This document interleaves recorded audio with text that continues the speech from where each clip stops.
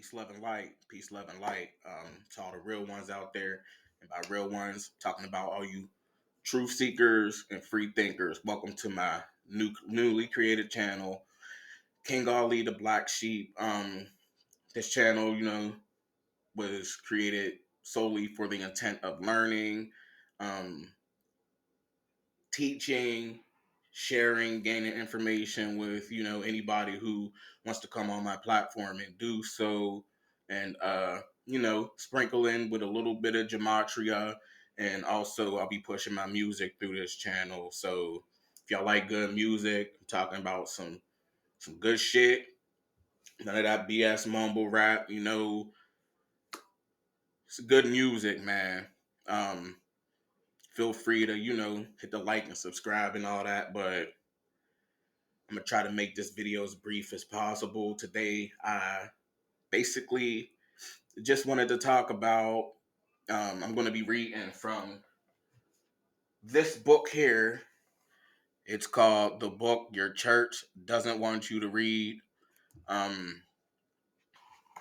be reading from a chapter called The Age of Reason. This chapter is based solely on a man named Thomas Paine, who back in the late 1700s was talking about, the tyranny and how the government was corrupt and how religion played a part in corrupting the government. I never heard of this man before up until this book. I got a video right here on him, so it'll tell you a little bit about who he was and what he was up to in those times in the 1700s. But basically,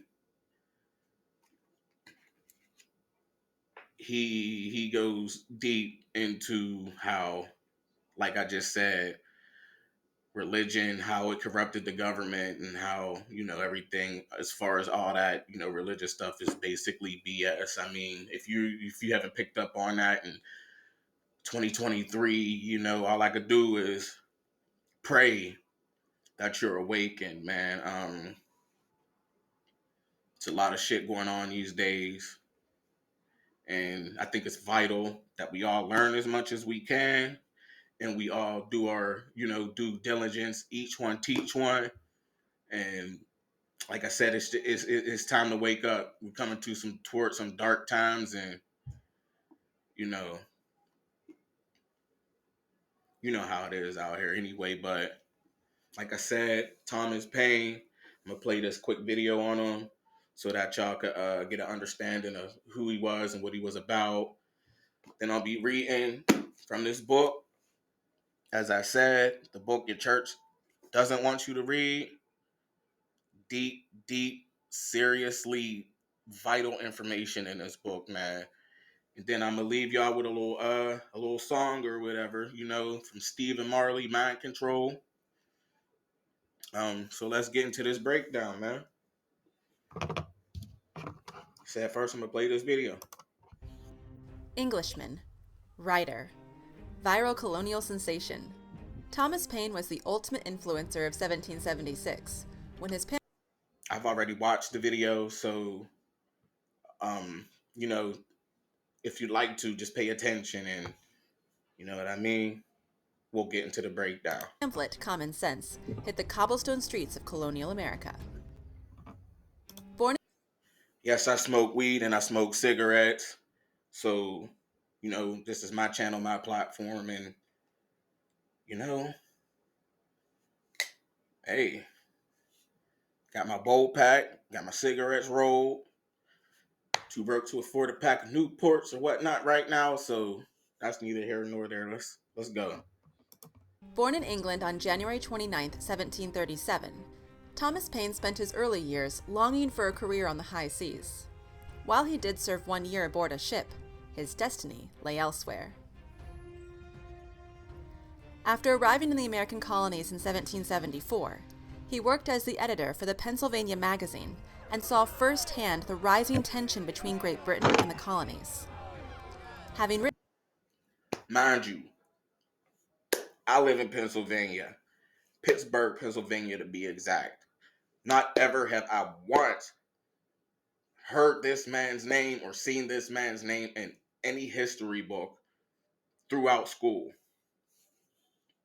And once I get to reading, you'll understand why. Because he was against religion and against government and against tyranny and against what he knew he seen coming, down the pipeline. But, we here now, basically, you know what I mean?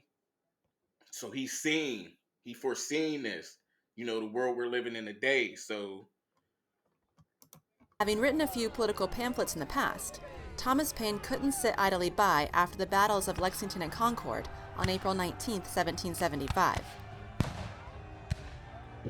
Soon after, he began to work on a manuscript that would spur on a revolution.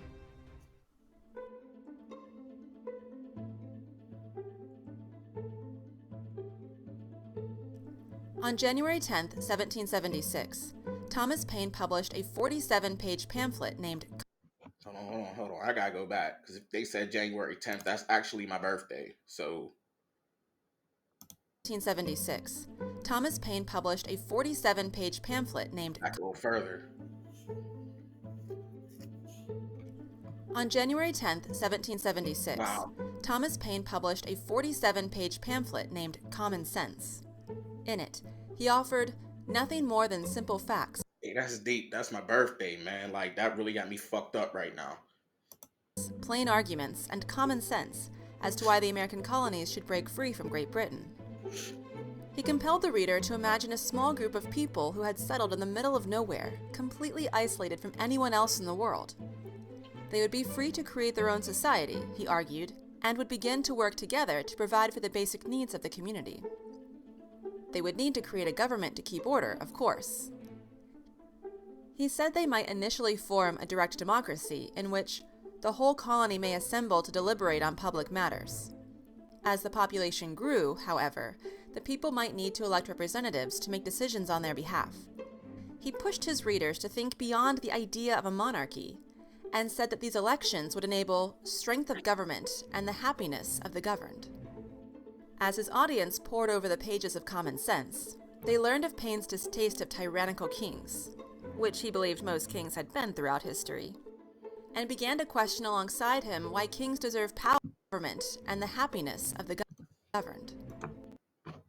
Man, look, man. Strength of government and the happiness of the governed.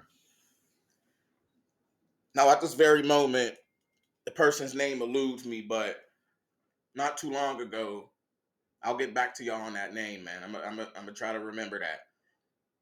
But not too long ago, one of our so-called world leaders said by 2030, you will own nothing and be happy.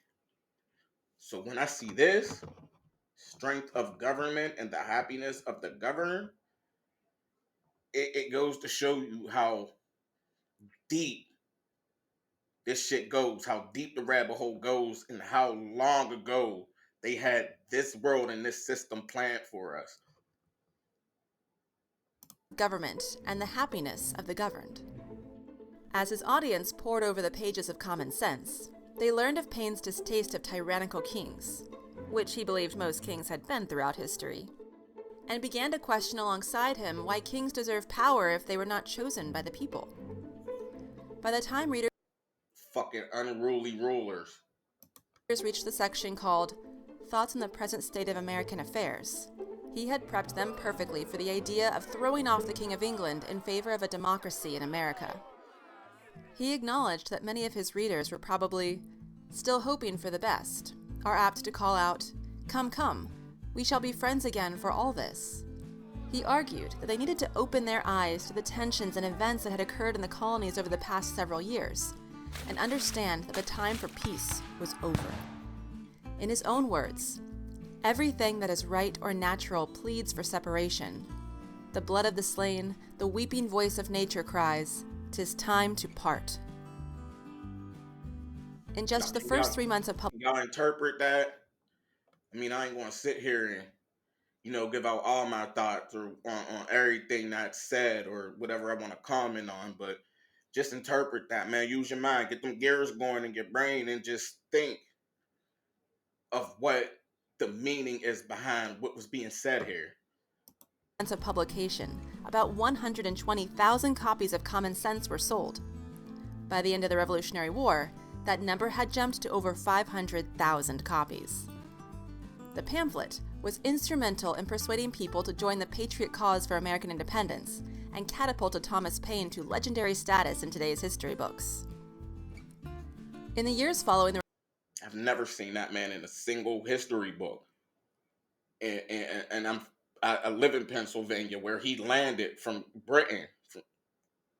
Revolutionary War, Paine became, well, quite a pain to the leaders of the new country due to some controversial ideas. Yeah, In I fact, bet. when he died, only 6 people attended his funeral, and no one thought of him as famous or noteworthy whatsoever. History remembers him differently, though, and his legacy endures today as a pivotal figure in the fight for American independence. Hey everyone, thanks for watching. All right, so now y'all got a brief understanding of who Thomas Paine is. But as I always like to say, you can't, just hop on YouTube or do a Google search, wiki search, you know what I mean, and expect to get the full understanding of whatever it is you're searching for. So that's what books are for, man. The book your church doesn't want you to read. All right.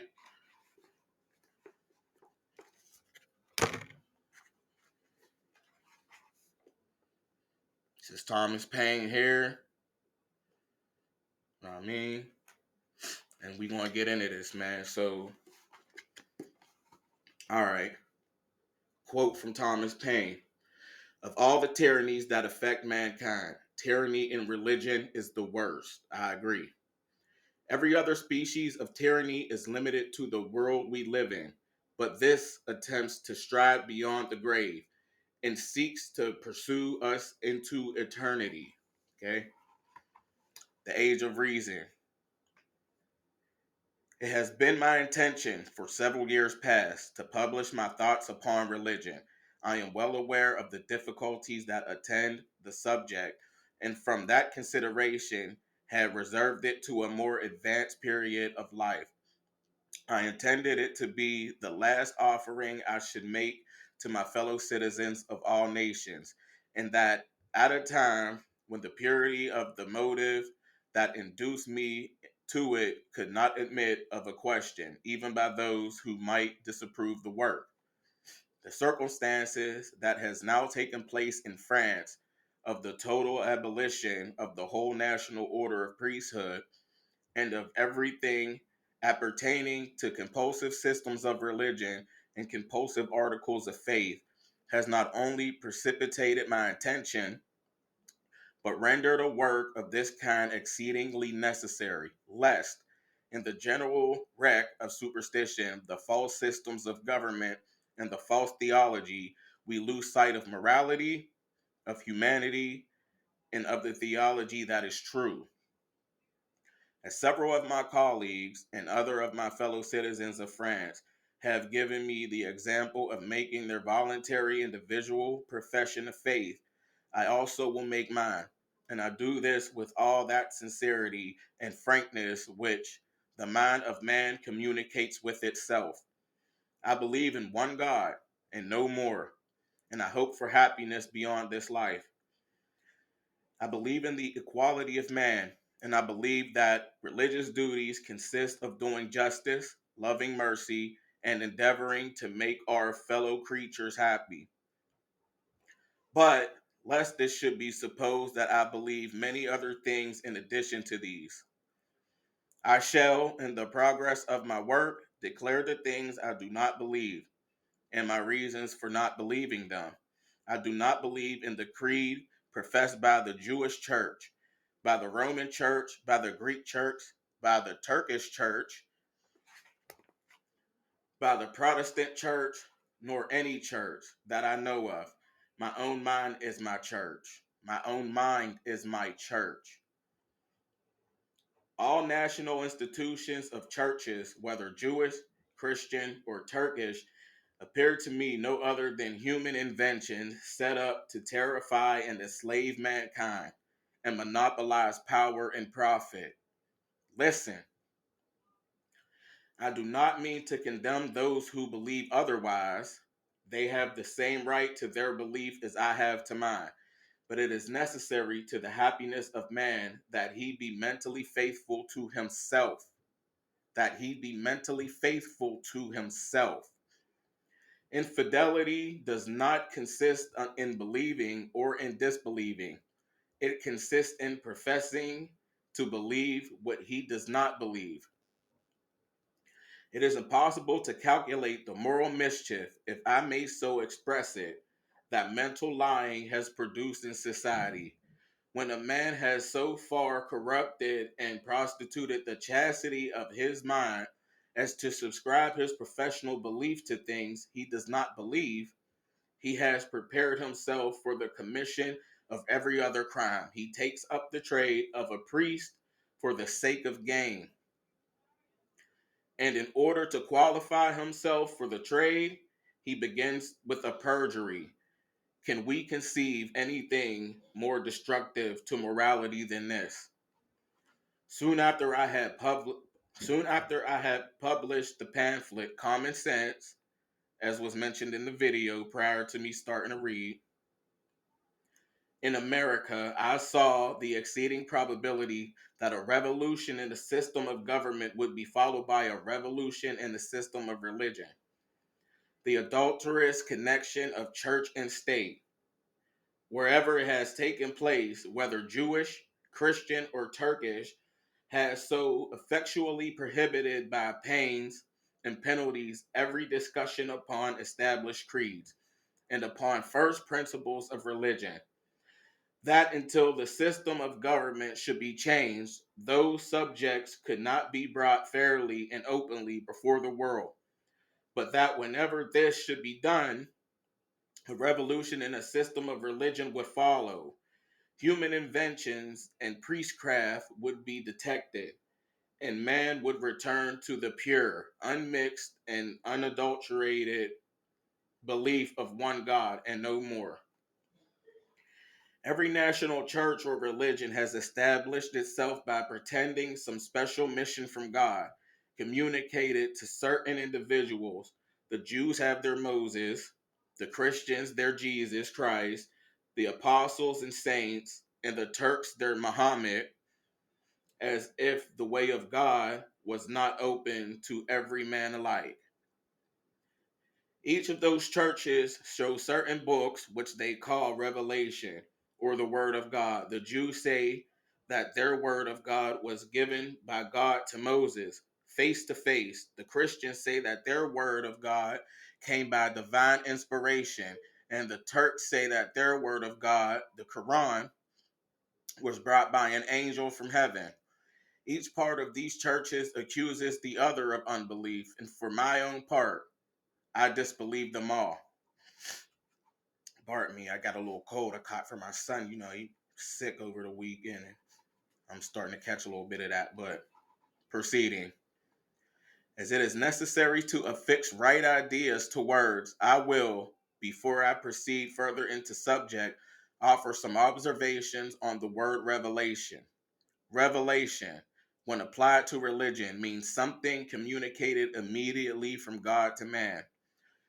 No one will deny or dispute the power of the Almighty to make such a communication, if he pleases, but admitting, for the sake of the case, that something has been revealed to a certain person and not revealed to any other person, it is revelation to that person only. When he tells it to a second person, a second to a third, or a third to a fourth, and so on, it ceases to be a revelation to all those persons. It is revelation to the first person only, and hearsay to every other, and consequently, they are not obliged to believe it. It is a contradiction in terms and ideas to call anything a revelation that comes to us at second hand, either verbally or in writing. Revelation is necessarily limited to the first communication. After this, it is only an account of something which that person says was a revelation made to him. And though he may find himself obliged to believe it, it cannot be incumbent on me to believe it in the same manner, for it was not a revelation made to me, and I have only this word for it, that it was made to him. When Moses told the children of Israel that he received the two tablets of the commandments from the hand of God, they were not obliged to believe him, because they had no other authority for it than his telling them so. And I have no other authority for it than some historian telling me. The commandments carry no internal evidence of divinity with them. They contain some good moral precepts, such as any man qualified to be a lawgiver or a legislator could produce himself without having recourse to supernatural invention. When I am told that the Quran was written in heaven and brought to Muhammad by an angel, this comes too near the same kind of hearsay evidence and secondhand authority as the former. I did not see the angel myself, and therefore I have a right not to believe in it. When also I am told that a woman called the Virgin Mary said or gave out that she was with child, that she was with child without any cohabitation with a man, and that her betrothed husband Joseph said that an angel told him so, I have a right to believe them or not. Such a circumstance required a much stronger evidence than their bare word for it. But we have not even this, for neither Joseph nor Mary wrote any such matter themselves. It is only reported by others that they said so. It is hearsay upon hearsay, and I do not choose to rest my belief upon such evidence. It is curious to observe how the theory of what is called the Christian church sprung out of the tale of the heathen mythology. A direct incorporation took place in the first instance by making the reputed founder to be celestially begotten. The trinity of gods that then followed was no other than a reduction of the former pl- plur, plural. I'm so sorry, I can't pronounce this word. Plural, plural, Plu- plurality, pardon me, which was about 20 or 30,000. The statue of Mary succeeded the statue of Diana of Ephesus. The The deification of heroes changed into the canonization of saints. The mythologists had gods for everything. The Christian mythologists had saints for everything. The church became as crowded with the one as the pantheon had been with the other. And Rome was the place of both. The Christian theory is little else to than the adultery of the ancient mythologists, acclimated to the purpose of power and revenue, and yet it remains to reason and philosophy to abolish the amphibious fraud. Nothing that is here can apply, even with the most distant disrespect, to the real character of Jesus Christ. He was a virtuous and an amiable man. The morality that he preached and practiced was of the most benevolent kind. And through similar systems of morality, he had been preached by Confucius and by some of the Greek philosophers many years before, by the Quaker since, and by many good men in all ages. It has not been exceeded by any. Jesus Christ wrote no account to himself of Jesus Christ wrote no account of himself, of his birth, parentage, or anything else. Not a line of what is called the New Testament is of his writing. The history of him is altogether the work of other people. And as to the account given of his resurrection and ascension, it was the necessary counterpart to the story of his birth. His historians, having brought him into the world in a supernatural manner, were obliged to take him out again in the same manner or the first. or the first part of the story must have fallen to the ground. Again, his historians, having brought him into the world in a supernatural manner, were obliged to take him out again in the same manner, or the first part of the story must have fallen to the ground. The resurrection and ascension, supposing them to have taken place, admitted of the public and ocular demonstration, like that of the ascension of a balloon or the sun at noonday, to all Jerusalem at least, a thing which everybody is required to believe, requires the proof and evidence of it should be equal to all, and universal, and as the public visibility of the last related act was the only evidence that could give sanction to the former part, the whole of it falls to the ground, because that evidence never was given.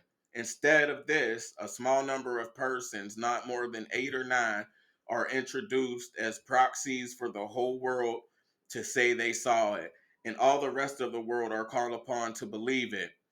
But it appears that Thomas did not believe the resurrection, and, as they say, would not believe without having ocular and manual demonstration himself. So neither will I. And the reason is equally as good for me and for every other person as for Thomas. The best surviving evidence we now have respecting this affair is the Jews. They are regularly descended from the people who lived in the times this resurrection and ascension is said to have happened. That's a whole nother story, okay?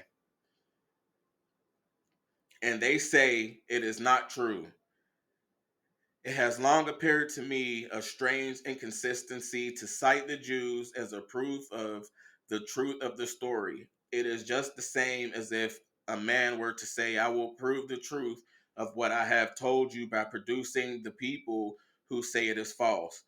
That such a person as Jesus Christ existed, and that he was crucified, which was the mode of execution at that day, are historical relations strictly within the limits of probability. He preached most excellent morality and the equality of man, but he preached also against the corruptions and avarice of the Jewish priests. And this brought upon him the hatred and vengeance of the whole order of priesthood. The accusation which those priests brought against him was that of sedition and conspiracy against the Roman government, to which the Jews were then subject and tributary. And it is not improbable that the Roman government might have some secret apprehensions of the effects of this doctrine, as well as the Jewish priests. Between the two, this virtuous reformer and revolutionist lost his life. But if objects for gratitude and admiration are our desire, do they not present themselves every hour to our eyes? Do we not see a fair creation prepared to receive us the instant we are born? A world furnished to our hands that cost us nothing.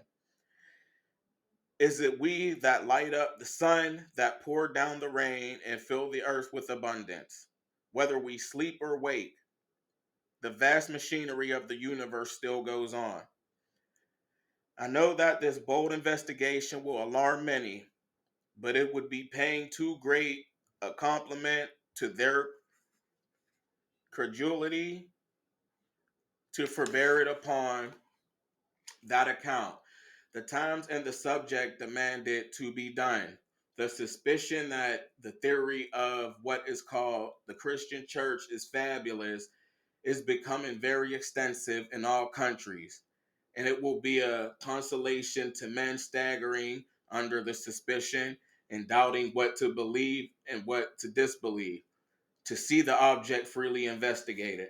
When the church mythologists established their system, they collected all the writings they could find and managed them as they pleased. It is a matter altogether of uncertainty to us whether such of the writings as now appear under the name of the Old and New Testaments are in the same state in which those collectors say they found them, or whether they added, altered, abridged, or dressed them up. Be this as it may,